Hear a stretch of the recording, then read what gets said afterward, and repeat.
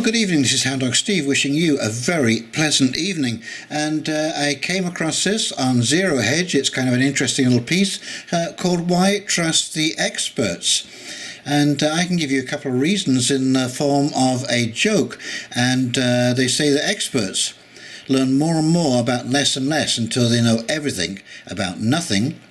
And of course an X is an unknown quantity and a spurt is a drip under pressure.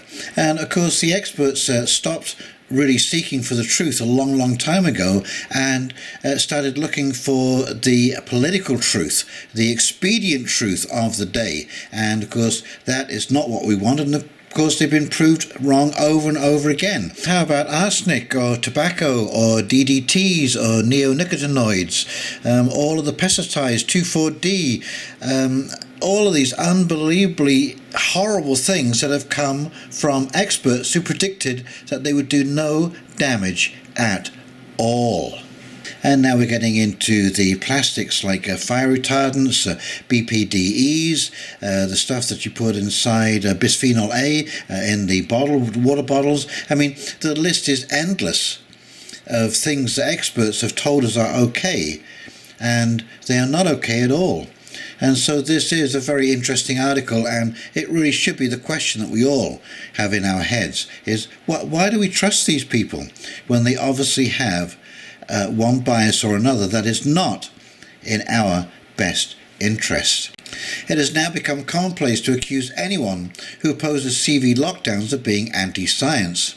This sort of treatment persists even when published scientific studies suggest the usual pro-lockdown narrative is wrong and support the anti-lockdown position.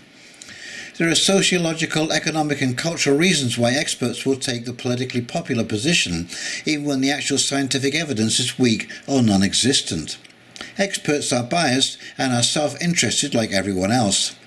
Though we are often encouraged to listen to experts because of their intelligence and expertise, there is a strong case for us to be skeptical for their pronouncements.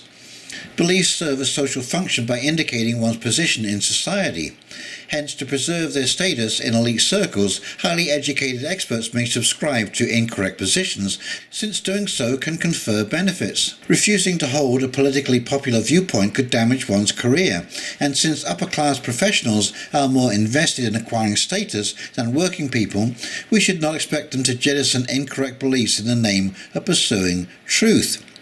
Cancel culture has taught us that promoting the worldview of the elite is more important than truth to decision makers. So why should we listen to experts when they give greater primacy to appeasing elites and solving national problems? In contrast to what some would want you to believe, revolting against experts is not an attack on science, considering that little evidence suggests that they care about scientific truth. Let us not fool ourselves. People occupying powerful offices are uninterested in being toppled from their positions of influence, and as such they will seek to minimize views that threaten their professional or intellectual authority. As a result, expecting influential bureaucrats to value truth is unwise. Truth to a bureaucrat is merely the consensus of the intelligentsia at any given time. Of note is also the lesser ability of intelligent people to identify their own bias. Stemming from their greater levels of cognitive development, it is easier for intelligent people to rationalize nonsense. How true is that? Justifying extreme assumptions requires a lot of brain power, so this could possibly explain why highly intelligent people, specifically people higher in verbal ability, are inclined to express more extreme opinions. Our culture has immense faith in expert opinion, although the evidence indicates that such confidence must be tempered by skepticism. Intelligent people, whether they be experts or politicians, do not have a monopoly on rationality. Yep, I can agree with that. Admittedly, intelligence may act as a barrier to objective thinking. Brilliant people are adept at forming arguments. Therefore, even when confronted with compelling data, they are still able to offer equally riveting counterpoints. Smart people can engage opponents without resorting to a bevy of studies to buttress their conclusions. Thus, clearly, the proposals of experts ought to be held to a higher standard primarily because they are smarter than average.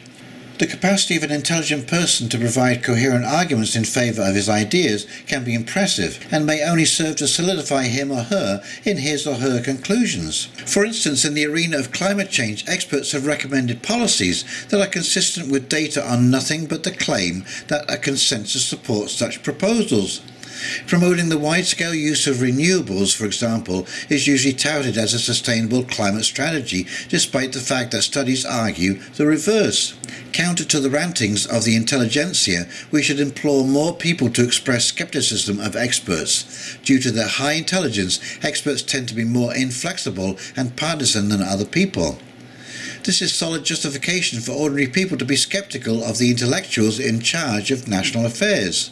Unlike wealthy bureaucrats who are insulated from the economic fallout of their bad ideas, the poor usually bear the burden. And isn't that the truth? So yes, be very wary of the experts. And if you've enjoyed this article, please like, comment and subscribe below. And in the meantime, this is Houndog Steve signing off, wishing you a very pleasant evening, and we'll talk very, very shortly. You take care now. Bye.